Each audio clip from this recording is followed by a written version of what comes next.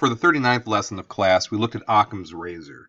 And unlike some of the items in this class, many of you had heard of Occam's Razor, understood Occam's Razor, and could talk about it from prior classes. So, for example, people mention English teachers using the KISS philosophy, keep it simple, silly, or keep it simple, stupid, or a math teacher to say, cut away the extraneous aspects to get to the essence of the problem. So Occam's Razor is coined from this man, William of Occam. Now, William of Occam was an English monk who has this term, Occam's Razor, associated with him. By the way, you'll notice the spelling of Occam, which is a town in England, versus this spelling, same thing.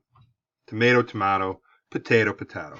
So Occam's Razor is oftentimes expressed as, don't multiply entities beyond necessity. On a simple level, it is the philosophical practice of cutting away extraneous and superfluous aspects of a question to get to the simplest essence. Now, because it's a fairly easy idea to understand, I hit you with a really hard reading. Now, you are all upperclassmen. The majority of you are going on to college. So you're going to encounter academic reading. And I know you've heard these before, but I want to reiterate these points before we get into it. Academic reading takes time. It is not reading through an Instagram scroll, which is very quick. You need to slow down because academic reading takes time. Number two, have a target in mind before you commence the reading. If the teacher or professor did not give you that target, ask for that target. What should I be looking for in this reading? It allows you to keep a focus. Now, have a strategy on how you're going to reach the target. Now, some of you write in the margins. Some of you use sticky notes. Some of you use annotations with highlighting pens. Lots of different methods to do it, but have a strategy. You just can't read it from beginning to end and expect to absorb all that information in an academic reading. Now, oftentimes there's details unrelated to the topic.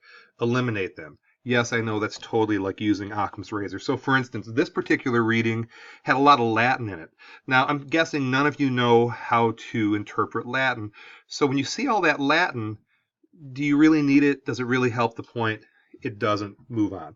Pay attention to font changes and visuals. So if the writer took the time and effort to take a picture or a graph or something, he or she's trying to make a point. Now, when you see the font changing from into italics, into boldface, into different colors, the author is trying to make a point, okay? Pay attention to the first and final paragraphs. Oftentimes, they provide a schematic that assists in the understanding. So if you have a particularly difficult reading, oftentimes the beginning part will kind of give you the lay of the land, and then the end is a synopsis of what the reading is. So instead of going right into it, you can start with those two paragraphs and then fill in the middle.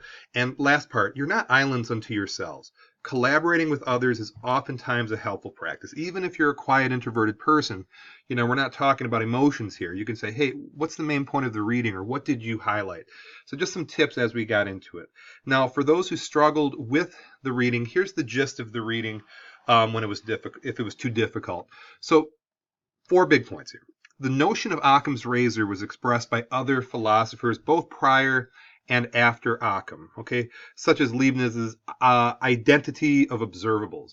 When you have two competing theories which make exactly the same predictions, the one that is simpler is the better. So Occam's Razor is associated with William of Occam, but this idea has been around a long time, both before and after him. Second big point, Occam's Razor has applications in the hard sciences, in physics, and in the natural sciences, not just philosophy.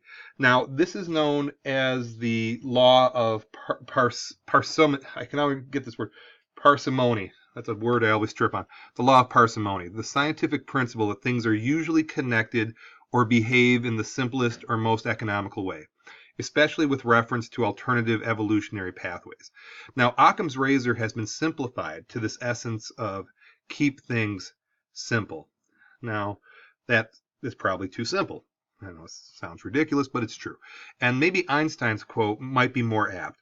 Everything should be made as simple as possible, but not simpler. Okay, so that was the gist of the reading. We got through the reading, and now we're going to get to the part of class that I really like the most.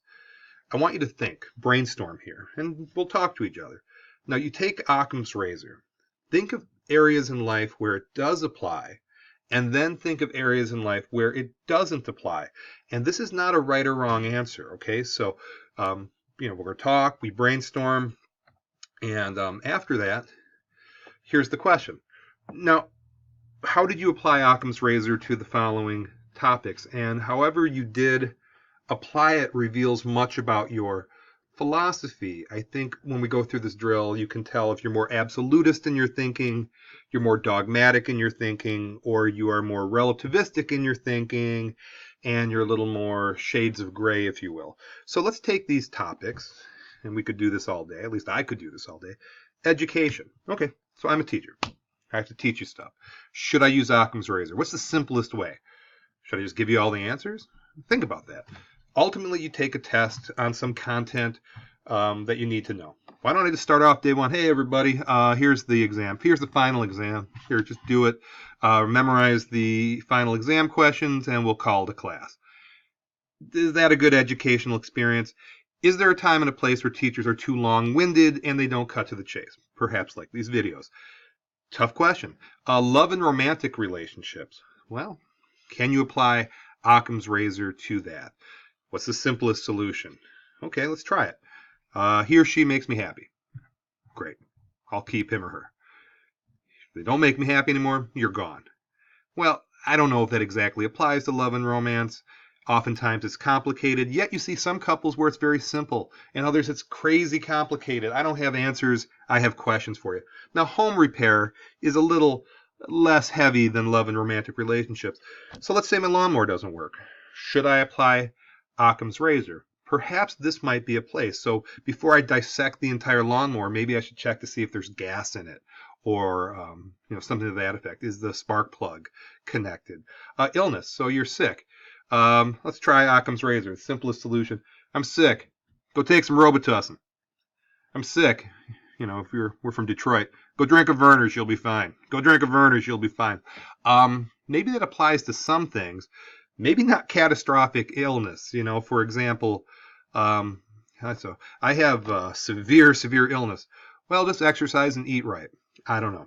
Should Occam's razor apply to that? How about choosing a path after high school? Now, choosing a path after high school could be simple. Go to your parentals and go, hey, what do you want me to do? We want you to go be a accountant. Okay. And then you go take accountant. Or, you know what? The easiest path is probably doing nothing. Mooch off your parents. Sit in the basement. Play video games. No effort in that. It's the simplest solution. Not much thinking there, but is it the best solution? I don't know. That's a tough question. Should you apply to the simplest solution to your path after high school? Friends. Similar to love and romantic relationships. Should you take Occam's razors to friends? So, for example, simple. Do they better me? Yes, I'll keep them. They don't better me? Bye. I don't know if that exactly works. How about politics and religion? Now, you can open up Pandora's box with this. Now, if you are too simplistic with your politics, for instance, I only will follow the candidate that feels about this issue. Well, let's say that person's a rotten individual, but you still follow that person because of that one issue. Maybe that simplicity isn't the right thing to do. Religion. Should you investigate other religions or just simply adhere to your religion without thinking? Okay, we're going to touch upon metaphysics here a little bit. And now happiness. How can some people be so happy and other people not be so happy? And sometimes you talk to happy people and you ask them, why are you so happy? They don't even know. Maybe it's a simple worldview. Does simplicity cause happiness or not? I don't know. Does complexity cause unhappiness? All of these items, there's no right or wrong answer. Okay, let's be real clear on this. And at the end of this drill, I can see some people gravitate toward these two classics, a T-chart. When Occam's razor applies, when it doesn't apply. And some people can do it with this. A lot of people have more of this kind of middle column, like, well, Occam's razor applies somewhat, but not here and somewhere in between. And if you go back to these topics, I think some are more, dichotomous that divide there, and others are more the three column way of looking at it. So anyway, to wrap up, in your journal entry, do you feel Occam's razor is a logical or illogical concept? More important to me is what real life examples is Occam's razor applicable to?